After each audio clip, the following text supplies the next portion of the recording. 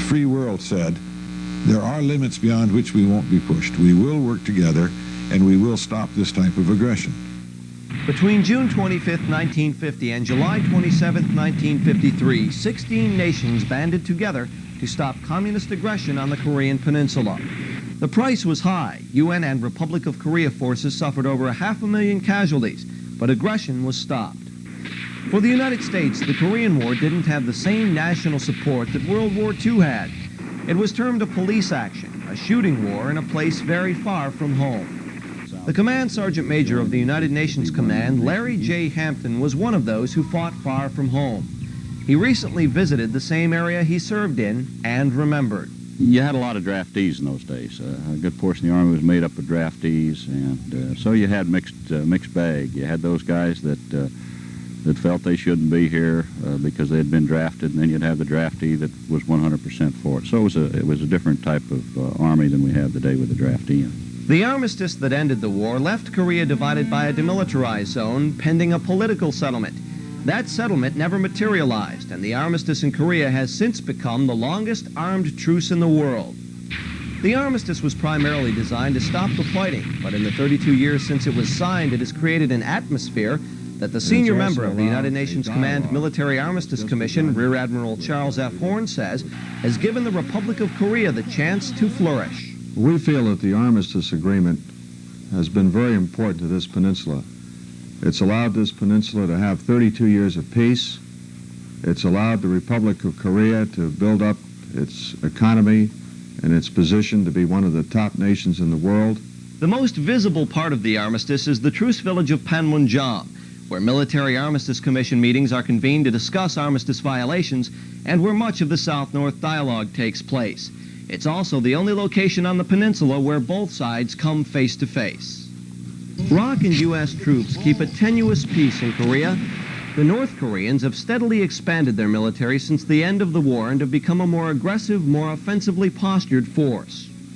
32 years after the end of the war, the UN's commitment to peace on the Korean Peninsula remains strong. Of the 16 nations that sent combat forces to the Republic's aid, 7, Australia, Canada, New Zealand, Thailand, the Philippines, the United States, and the United Kingdom, are still active in the United Nations Command. And all 16 are pledged to help the ROK again if the need arises. Tomorrow marks the 35th anniversary of the start of the Korean War. This week, we'll take a look back at the fighting and show you the war through the eyes of the men who lived it.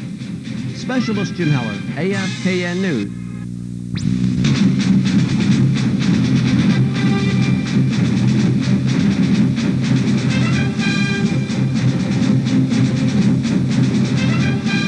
We knew that is the not small trouble.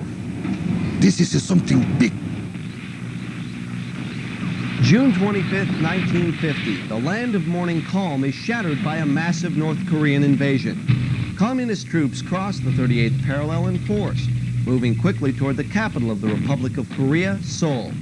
Chi Kap-jong, then a correspondent for the British news service Reuters, was in Seoul on that peaceful Sunday morning.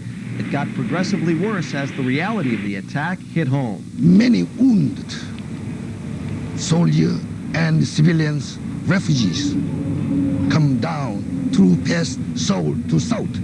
Then we know this is a real war now. News of the invasion spread fast. The United Nations Security Council denounced the aggression and asked the United States to lead UN forces to Korea's rescue.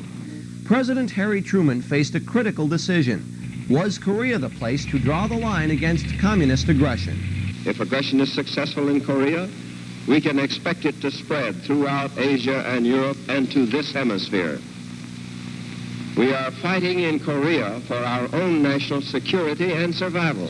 While UN forces organized, the North Koreans were steadily moving south, overwhelming a brave but poorly trained and equipped ROK Army. The first American troops to come in contact with the North Koreans were members of Task Force Smith, a unit made up of troops that were on occupation duty in Japan. They made a valiant stand near Osan, but were hopelessly outnumbered and outgunned. They were forced to retreat south towards the port city of Pusan. As General of the Army Douglas MacArthur became Commander-in-Chief of the United Nations Command, UN forces in Korea faced a grave challenge. By August 1950, the North Koreans had pushed the UN Army into a box-shaped perimeter in the southeast corner of Korea. 9 divisions, 4 of them U.S., a Marine brigade, and a British brigade were under the control of the 8th United States Army, which was spread out on a line from Pohang in the east to Daegu in the middle and Masan in the west.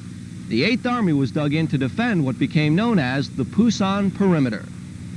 Joseph Hines was a first lieutenant with the 1st Cavalry Division and saw some of the bitterest fighting the perimeter had to offer, fighting that took a heavy toll. We arrived with a peacetime strength of 600 plus men in our battalion. When we got off the train in the vicinity of Daegu, we had more people in our battalion than the other 2 infantry battalions in the regiment had at that time. Throughout August, the fighting raged in the perimeter's hills. 5th Air Force planes pounded the enemy daily, forcing the communists to attack at night. Platoon leader Joseph Hines was in the trenches as the fighting became an attack-counterattack stalemate. It was a seesaw fighting. We would take a hill during the daytime and they'd take it away from us at night, and back and forth, and the perimeter was shrinking. The North Korean invasion also took a heavy toll on civilians. Thousands of people were forced to flee south to escape the communists. The North Koreans forced able-bodied men to join their ranks and dished out justice to those declared enemies of the people, those who were wealthy or educated. Shi Kap-jong was hiding out in Seoul and saw the communists in action. Only the communists limited life. I saw the People's Court, they are killing. I saw by my eyes, they are taking off the eyes. By late August, the Pusan perimeter had stabilized. The North Korean People's Army was running out of gas, and during the last days of August, they launched an all-out offensive to break the perimeter's back. The fighting was rough, and the UN forces lost some ground. But by early September, the communist offensive had been halted, due mainly to the constant pounding they took from the 5th Air Force. By the 2nd week in September, the enemy was falling back. The UN forces had maintained their defense of the Pusan perimeter, and the worst was over. Specialist Jim Heller, AFKN News, Seoul.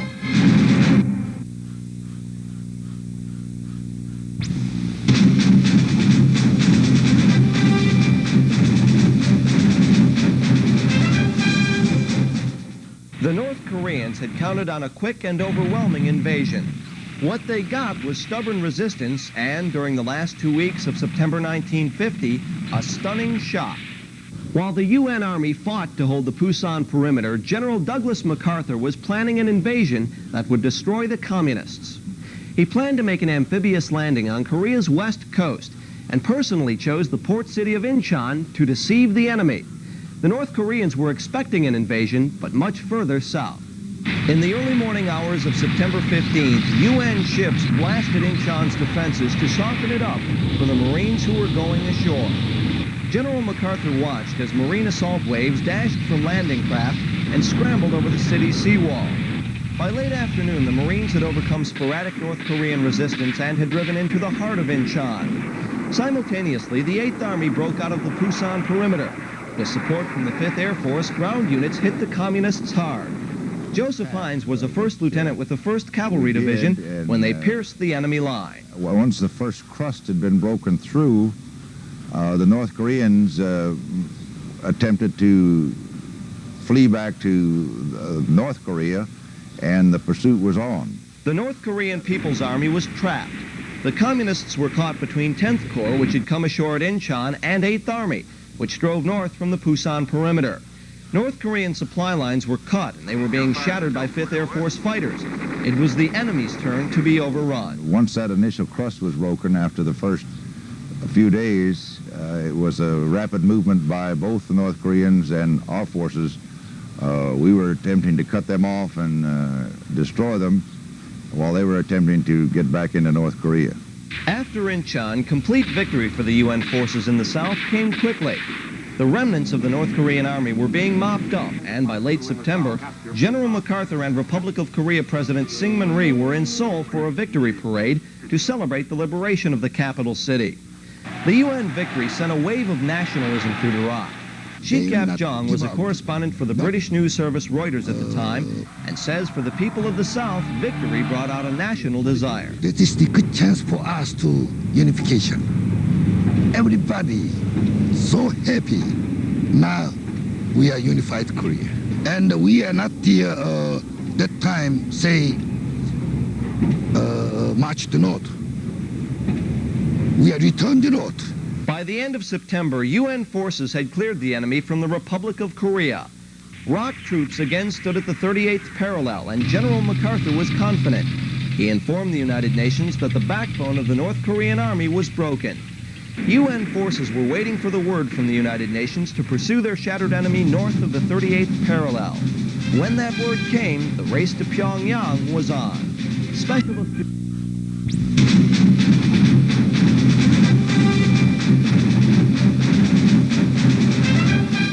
October 6, 1950, the United Nations gives the word, pursue the North Koreans and destroy them. UN units drive north at a rate of 10 miles a day, more troubled by mountain roads than enemy resistance. Joseph Hines was a first lieutenant with the 1st Cavalry Division as they rolled north over a battered enemy. The North Koreans were very tenacious fighters. However, their organized units had pretty well disintegrated by the time we got to the North Korean capital. Pyongyang fell during the 3rd week of October. UN forces moved through the North Korean capital virtually unopposed. An airborne operation 30 miles north of the city sealed it off from reinforcements, and the UN Army paused to catch its breath. Just as we arrived, the 1st ROK Division, commanded by Brigadier General Paek Sung-yup, arrived. And he congratulated all of us on, as he said, a damn good job. And we felt that we had done a good job.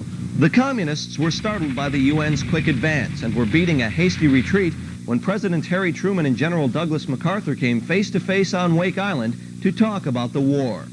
During the meeting, MacArthur assured Truman that all resistance would end in Korea by Thanksgiving. By early November, Pyongyang was a rear area. Some UN units had pushed all the way to the Yalu River, the border between Korea and China. Bob Hope entertained in Pyongyang, and the rumor was the war would be over by Christmas. But a storm was brewing in Manchuria. Then 2nd Lieutenant Richard Underwood was a 10th Corps intelligence officer working at a POW camp who saw the signs of Chinese intervention. One of the things that upset me at the time, and still upsets me, is that we had 1,000 Chinese prisoners in our camp. We had the complete TONE of the Chinese military in North Korea showing over 1 million men, and yet Far East Headquarters intelligence summaries were still saying no indication of Chi-Com intervention. It happened November 25, 1950. The Chinese People's Volunteers Army unleashed its human waves against the UN forces. The Chinese split 10th Corps and 8th Army, decimating whole units in the process. In the east, 10th Corps regrouped and, under the cover of Navy artillery, fought its way toward the port city of Hungnam. In the west, 8th Army was being routed. The Chinese were driving the UN forces south in chaos. It was, from the soldiers' point of view, I suppose in one word, it would be hell, because everything fell apart, and the lines of communication were disrupted, units were cut off, were not able to fight their way back, and 8th Army was pretty completely demoralized and disintegrated. While 8th Army retreated, 10th Corps prepared for a historic evacuation. The UN forces swept back into a tight perimeter around Hungnam, and under the cover of naval artillery and airstrikes, proceeded to load aboard ships. The final withdrawal was made Christmas Eve, 1950. Over 193 shiploads of men, refugees, and material were evacuated by Navy transports. Anything left in the city was blown up. 10th Corps was safely evacuated to Pusan, and no equipment or supplies were left for the enemy. As the magnitude of the Chinese attack became obvious, General MacArthur announced that the United Nations Command was involved in an entirely new war, a statement that left many bitter.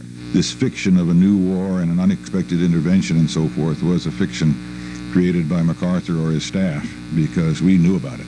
Meanwhile, 8th Army continued to take a beating from the Chinese. They went after the UN forces at night, coming in human waves even in the face of devastating firepower. The Commander-in-Chief of the United Nations Command, General William J. Livesey, was a 2nd Lieutenant with the 3rd Infantry Division who saw the enemy in action. So I sort of developed a pretty healthy respect for the Chinese soldiers, a very high, as you said, a highly motivated soldier and a skilled soldier, particularly in those basics of fighting at night. Fighting alongside the Chinese People's Volunteers Army was a rejuvenated North Korean People's Army. Andrew Antipus was a sergeant with the 45th Division who saw up close why the North Koreans had a reputation for brutality. Just after I got there, they captured a South Korean soldier and trussed him up with wire and tossed him out on the parapet of their trench and doused him with gasoline and set him on fire. This is scary stuff. The Communists continued to push the UN forces south, taking Seoul in early January and Wonju by mid-month. The Chinese had advanced very quickly, but their supplies began to dwindle. February 13, 1951, they ran out of gas at the crossroads town of Chipyong-ni. A U.S. infantry regiment and a French battalion had to defend the strategic junction against 3 Chinese divisions. The safety of the retreating 8th Army depended on its defense. For 3 days, the UN troops defended Chipyong-ni. UN air forces provided supplies and airstrikes, taking out hundreds of communist soldiers with rocket attacks and napalm. The UN troops held the line in some of the fiercest fighting of the war, and the valiant stand bought 8th Army the time needed to regroup and counterattack. The Chinese had finally been halted, and Chipyong-ni was the turning point in a war that settled into a deadly stalemate. Specialist Jim Heller, AFKN News.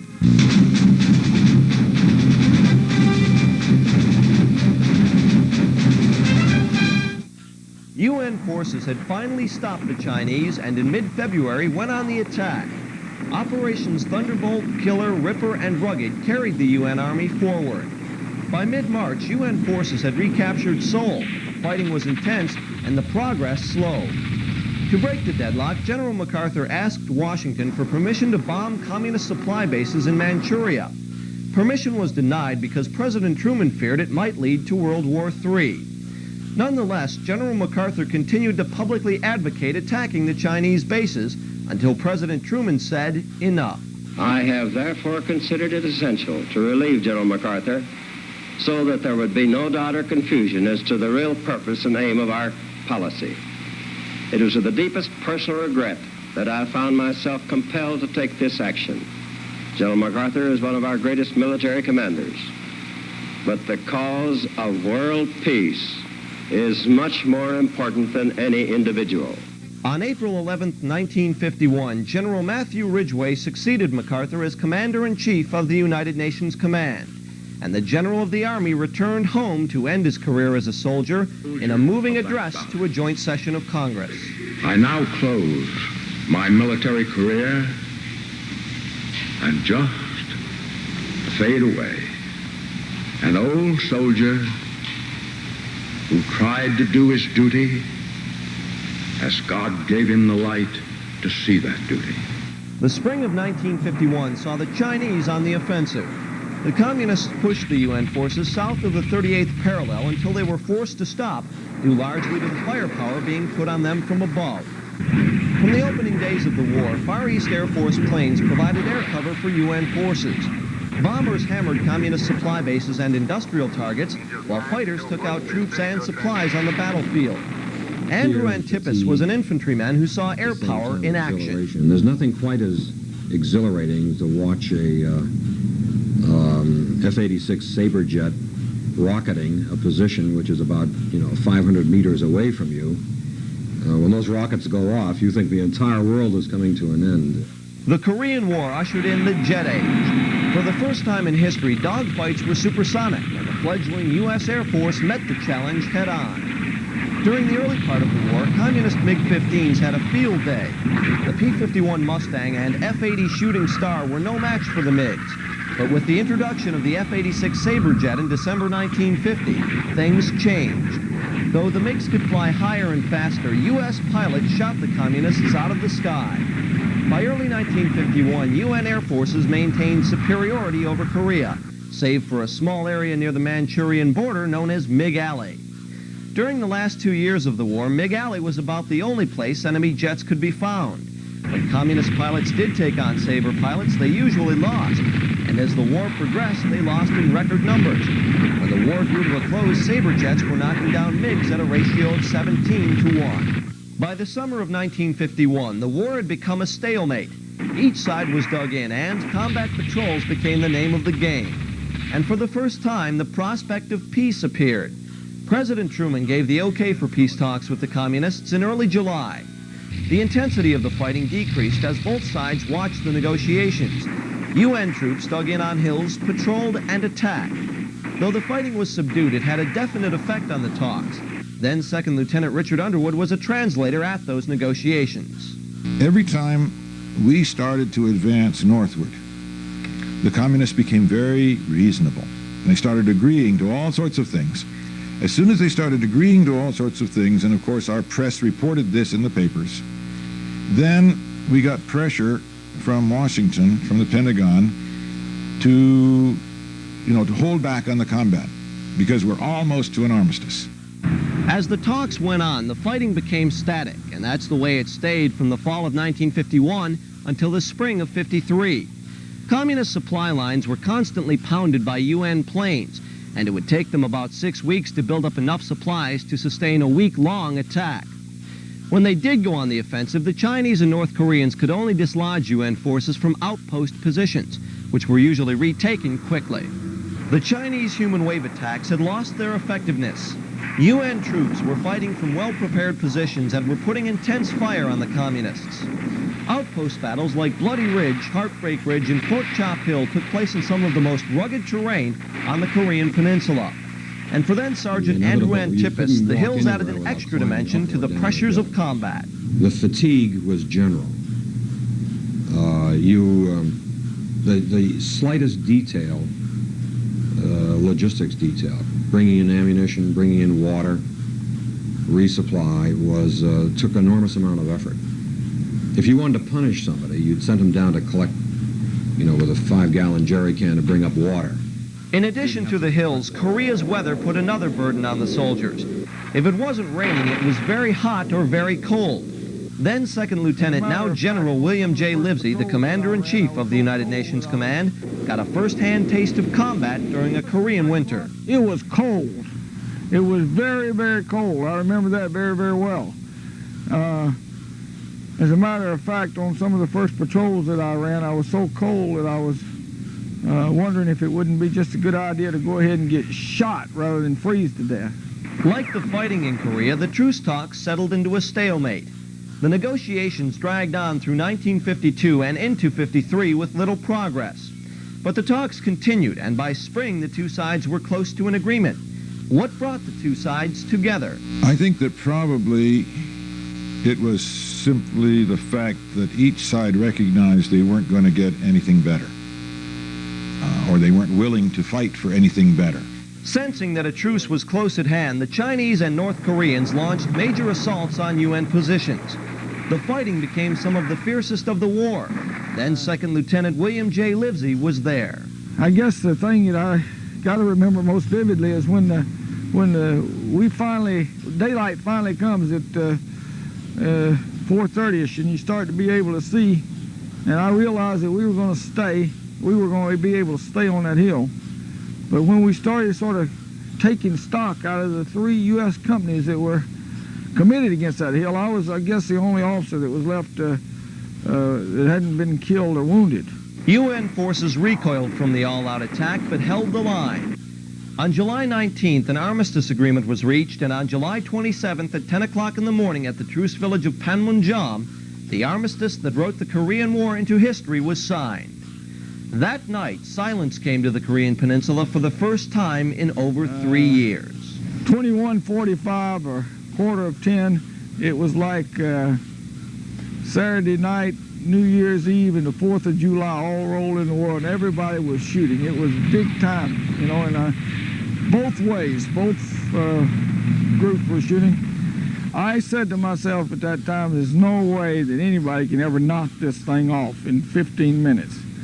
But at about 5 minutes till 10, it really was a reduction, and then each minute, and then, pretty close, 10 o'clock watches, I guess, were pretty close to being synchronized.